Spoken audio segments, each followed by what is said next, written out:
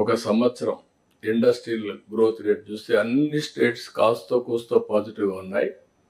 Andhra Pradesh 2.94 minus, అంటే ఉండే యూనిట్లు కూడా క్లోజ్ అయినాయి.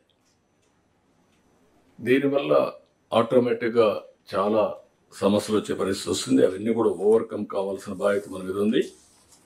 అందుకే నేను మిమ్మల్ని అందరినీ కోరుతున్నా, ఇంతవరకు మనం ఎఫర్ట్ పెట్టాం, ట్రాక్లో పెట్టే ప్రయత్నం చేశాం. అయితే ఇంకా స్పీడ్ పెంచాల్సిన అవసరం ఉంది. ప్రతి ఒక్క సమస్యని యాజ్ ఇట్ ఈజ్ మీరు ఆలోచిస్తే రొటీన్ సమాధానం వస్తుంది. అట్లా కాకుండా ఇన్నోవేటివ్గా ఆలోచించే పరిస్థితి రావాలి.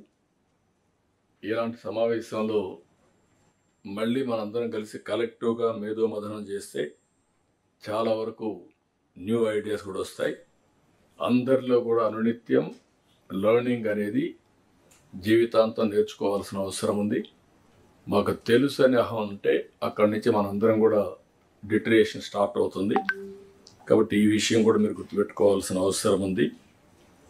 అందుకని ఇక్కడ మీరు చూసినప్పుడు కెపాసిటీ బిల్డింగ్ కోసం కర్మయోగితో కూడా ఒప్పందం పెట్టాం. ట్రైనింగ్ కూడా మాడ్యూల్స్ తయారు చేశారు.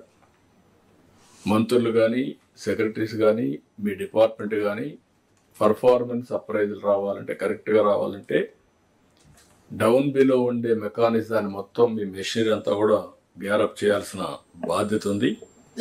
దానికి కర్మయోగి ట్రైనింగ్ ఇన్స్టిట్యూట్ ఉపయోగపడుతుంది. మనం కూడా దాన్ని రీఎన్ఫోర్స్ చేయడానికి ఏమేం కావాలో చేస్తున్నాం. ఫైల్డ్ క్లియరెన్స్ పైన కూడా గవర్నమెంట్లో ఈరోజు ఆన్లైన్ ఫైల్స్ ఉన్నప్పుడు కొంతమంది వ్యక్తులు కానీ, సెక్రటరీలు కానీ ఇండెఫినెట్ టైం 1 year 6 months తీసుకునే పరిస్థితి వస్తున్నారు. 3 months అట్లా. అంత టైం మనం తీసుకుంటే ఏ విధంగా మీ నిర్ణయాలు సమర్థనీయం అనేది కూడా మనం ఆలోచించుకోవాల్సిన అవసరం ఉంది. ఇప్పుడు క్లారిటీ ఉంది. లాస్ట్ మైల్లో ఏ వ్యక్తి ఎన్ని రోజుల్లో ఫైల్ క్లియర్ చేశాడు కూడా క్లారిటీ వస్తుంది. ఎందుకు క్లియర్ చేయలేదు కూడా మీకు ఒక అవగాహన ఉంటుంది.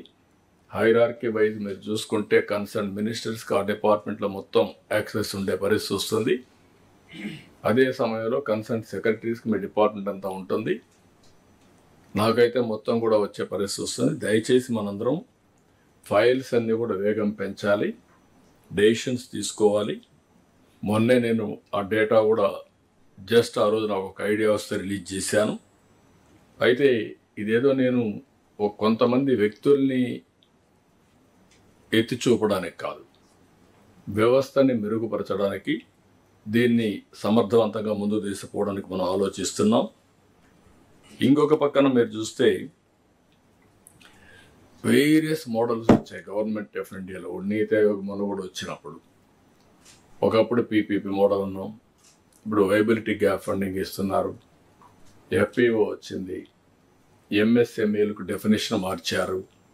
ఇవన్నీ కూడా వచ్చినప్పుడు అవన్నీ కూడా ఏ విధంగా ఎవ్రీ డిపార్ట్మెంట్ ఏ విధంగా ఉపయోగించాలనో మనం ఉపయోగించే పరిస్థితి రావాల్సిన అవసరం ఉంది. గవర్నమెంట్ ఆఫ్ ఇండియాలో కూడా ఫస్ట్ మూవర్ అడ్వాంటేజ్ మనం తీసుకోవాలి.